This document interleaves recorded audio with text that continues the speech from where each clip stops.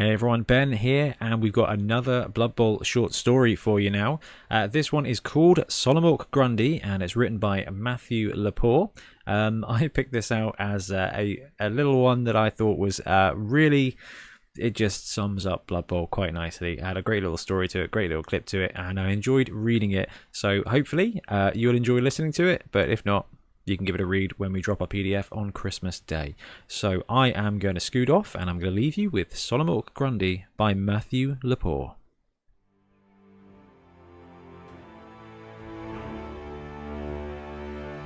Solomork Grundy was a Lineork's Lineork. When it came to standing up to the biggest and baddest brutes on the line of scrimmage, there was no one more ready to take a hit and have another go. Built tough and dumb, Grundy was a centrepiece of the defensive line for the minor league Blood Bowl club, the Jersey Sharks.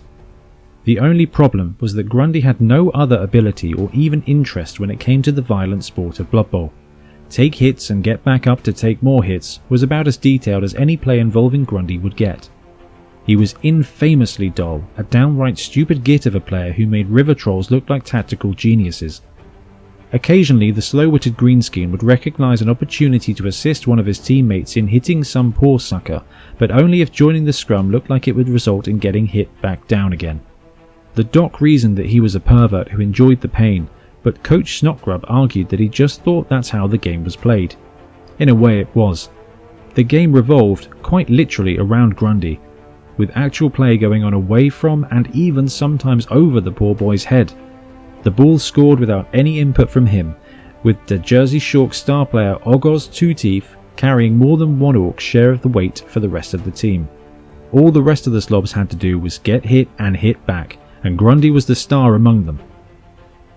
Solomork Grundy was a Lineork's Lineork, and for a time, the game was good. Of course, things changed when Ogos was called up to the big leaves, a move that angered Coach Snotgrub to say the least. And while he never played a single game in the NAF, a freak, both legs snapped like twigs by an unknown assailant in the locker room accident ended his career in the majors before it began, his absence on the Jersey Sharks was deeply felt. "Now listen," Snotgrub explained to the team of nose-picking benchwarmers, "you lot have to carry your weight. That means learning the playbook, or at least giving it a proper read for once."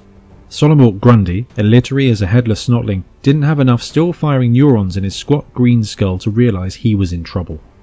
Only when he showed up for practice later that week and coach began drilling into the team's heads the importance of a ball did Grundy realise something might be amiss. Sort of round, poorly patched up and covered in rusty spikes, the object Snotgrub produced was unlike anything the Lineork had ever seen. Spinning it on one of his big fat fingers, Coach hammered home the importance of such an item, that the game revolved around it, and that these slobs had better learn to go after it. Grundy had trouble adapting to this new style of play. Whereas he wanted only to keep getting hit, the coach begged him to form cages and help move the ball. Grundy didn't want to help move the ball. He barely knew how, and so he stood on the line and took hits, even when the rest of the team were off chasing that blasted ball.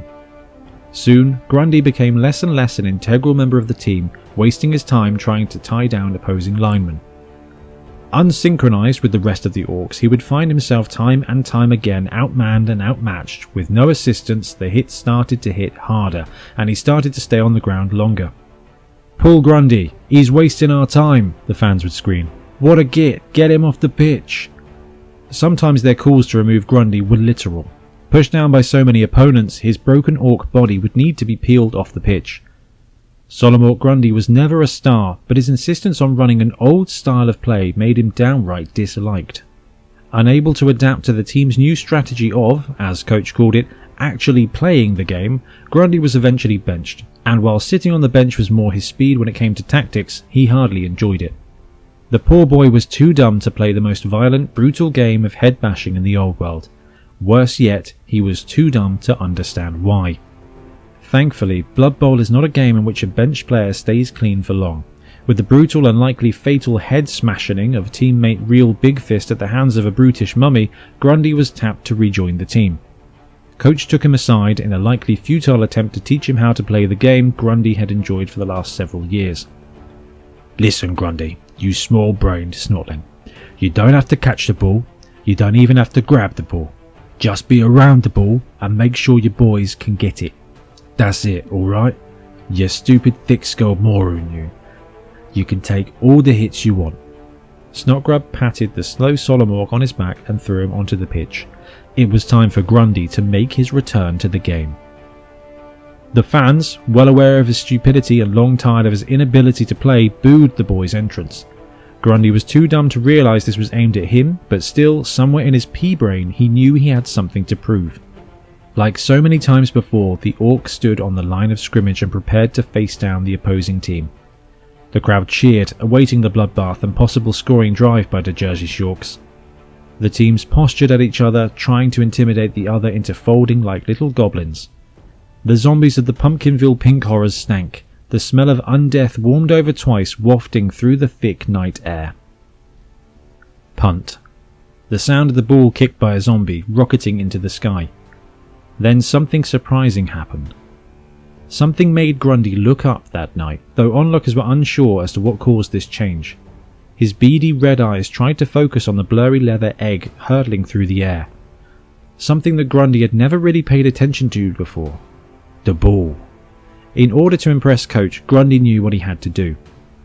Dodging a tackle from a decaying zombie, Grundy ran back from the line of scrimmage, weaving through his own team in an attempt to make it to the Jersey Shorks' backfield. Angry and confused screaming from the crowd and from the team mixed into a wave of encouragement for the dumb Orc. Running as fast as he could, he positioned himself under the waiting shadow of the ball. He looked up, watching the oblong ovum get larger and larger as it came closer and closer. You don't have to catch the ball, just be around the ball. Coach's words echoed in Grundy's empty head. He stood still, hands at his side as he prepared to be as around the ball as he possibly could be. Closer and closer the ball came, its arched trajectory aiming straight for the greenskin's thick skull.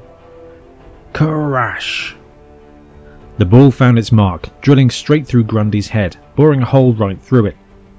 The Orc swayed first, then fell hard, what little brains he had pouring from the gaping wound. Grundy was dead, and the crowd cheered. But that wasn't the end of Grundy's story. A few minutes after death, Grundy found himself on the opposite side of the pitch, staring down to Jersey Shorks, very much alive. Or, more accurately, very much undead. The Orc had found himself resurrected, given a second chance on the Pumpkinville Pink Horrors. What should I do about the ball? The zombie line Orc moaned to his coach. Ball? The zombie coach replied. Solomork Grundy was a zombie, and for the rest of eternity, the game was good.